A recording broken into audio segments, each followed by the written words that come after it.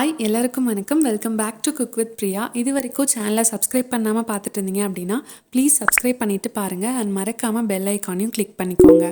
பொதுவாகவே ஓட்ஸ் வந்து நம்ம உடம்புக்கு ரொம்பவே நல்லதுங்க. வெயிட் லாஸில் ரொம்பவே ஹெல்ப்ஃபுல்லாக இருக்கும். பட் நம்ம ஓட்ஸில் என்ன பண்ணுறது அப்படின்னு ரொம்பவே யோசிப்போம். நிறையா ரெசிபீஸ் ட்ரை பண்ண மாட்டோம். பட் இன்றைக்கி நான் ஓட்ஸ் தோசை ரொம்பவே ஈஸியாகவும் ரொம்ப குயிக்காகவும் செய்யக்கூடிய ஓட்ஸ் தோசை தாங்க நான் எப்படி செய்யலான்னு உங்களோட ஷேர் பண்ண போகிறேன். ஸோ இப்போ வாங்க ஓட்ஸ் தோசை எப்படி செய்யலான்றதை பார்க்கலாம். ஓட்ஸ் தோசைக்கு முதல்ல நான் 1 கப் அளவுக்கு ஓட்ஸ் எடுத்துக்கிறேன். இதை வந்து நம்ம நல்லா மிக்சியில் அரைச்சிக்கணும், நைஸாக அரைச்சிக்கணும். ஸோ ஒரு மிக்சி ஜாரில் 1 கப் ஓட்ஸும் கொஞ்சமாக நான் வால்நட்ஸையும் சேர்த்துக்கிறேன். இது வந்து ஆப்ஷனல் தான், பட் உங்களுக்கு எந்த நட்ஸ் வேணும்னாலும் நீங்கள் சேர்த்துக்கலாம். நான் வந்து கொஞ்சமாக வால்நட்ஸ் இதோட சேர்த்துக்கிறேன். ஸோ வால்நட்ஸையும் ஓட்ஸையும் நம்ம நல்லா நைஸாக அரைச்சி எடுத்துக்கலாம். பாருங்கள், இந்த அளவுக்கு நல்லா நைஸாக எடுத்துக்கணும். அடுத்து ஒரு பெரிய பவுல் எடுத்துக்கலாம். பவுலில் நம்ம அரைச்சி வச்சுருக்க ஓட்ஸ் அண்ட் வால்நட்ஸையும் சேர்த்துக்கலாம். அடுத்து 1/4 கப் அளவுக்கு ரவை சேர்த்துக்கிறேன். அடுத்து 1/2 கப் அளவுக்கு அரிசி மாவு, 1 டீஸ்பூன் அளவுக்கு ஜீரகம்,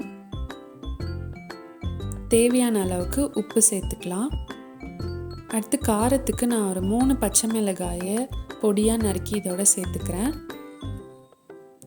ஒரு பெரிய சைஸ் வெங்காயத்தை பொடியாக நறுக்கி சேர்த்துக்கலாம். கொஞ்சமாக கொத்தமல்லி இலை பொடியாக நறுக்கினது, அப்புறம் புளிச்ச தயிர் 1 கப் அளவுக்கு இதோட சேர்த்துக்கிறேன். தயிர் வந்து நல்லா புளிச்சிருக்கணும். அடுத்து 1 கப் அளவுக்கு தண்ணி சேர்த்துக்கலாம். இது எல்லாத்தையும் சேர்த்து நல்லா தோசை மாவு பேட்டருக்கு அளவுக்கு நம்ம நல்லா மிக்ஸ் பண்ணி எடுத்துக்கலாம். ஆக்சுவலி இந்த தண்ணியே பத்தாது. இது நல்லா ஊறினதுக்கப்புறம் நம்ம திரும்பவும் தண்ணி சேர்க்கணும். 30 நிமிஷம் அளவுக்கு இது நல்லா ஊறட்டும். 30 நிமிஷத்துக்கு அப்புறமா பார்த்தீங்கன்னா தண்ணி எல்லாத்தையுமே அப்சர்வ் பண்ணியிருக்கோம். இங்கே பாருங்கள், ஓட்ஸ் நல்லா ஊறிருக்கு. கொஞ்சமாக காரத்துக்கு நான் மிளகுத்தூள் சேர்க்குறேன் அண்ட் உப்பு சேர்க்குறேன். கொஞ்சம் சீசனிங் பார்த்துக்கோங்க, ஏன்னா உப்பு கம்மியாக இருந்துச்சுன்னா நீங்கள் சேர்த்துக்கலாம். அடுத்து இன்னும் 1 கப் நான் தண்ணி சேர்த்து ரவா தோசை மாவு பதத்துக்கு நம்ம வந்து இதை ரெடி பண்ணிக்கணும். கொஞ்சம் நிறையாவே தண்ணி ஊற்றுங்க, அப்போ தான் ரவா தோசை மாதிரி மொறு மொறுன்னு வரும். ஸோ இதுதான் ஒரு கரெக்டான கன்சிஸ்டன்சி. இப்போ பேட்டர் ரெடி ஆகிடுச்சு. அடுத்து ஒரு தோசைக்கல் சூடானதுக்கப்புறமா மாவு ஊற்றிக்கோங்க. பட் ரொம்ப ஸ்ப்ரெட் பண்ணாதீங்க, தேய்க்க வேண்டாம். அப்படியே எந்த ஷேப்க்கு வருதோ அந்த மாதிரி ஊற்றி விட்டுருங்க. தேவையான அளவுக்கு எண்ணெய் ஊற்றி மீடியம் ஃப்ளேமில் வச்சுக்கோங்க, ஹையில் வைக்காதீங்க. இது ஓட்ஸ் வந்து கொஞ்சம் வேகிறதுக்கு லேட் ஆகும். ஸோ மீடியம் ஃப்ளேமில் மெதுவாக வேகட்டும். பாருங்கள், ஒரு சைடு நல்லா வெந்திருக்கு.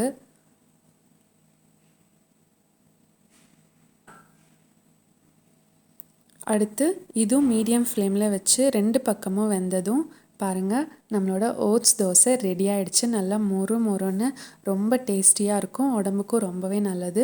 இது ஒரு நல்ல கார சட்னியோடையோ இல்லை தேங்காய் சட்னியோடையோ சாப்பிட்டீங்க அப்படின்னா ரொம்பவே நல்லாயிருக்கும்.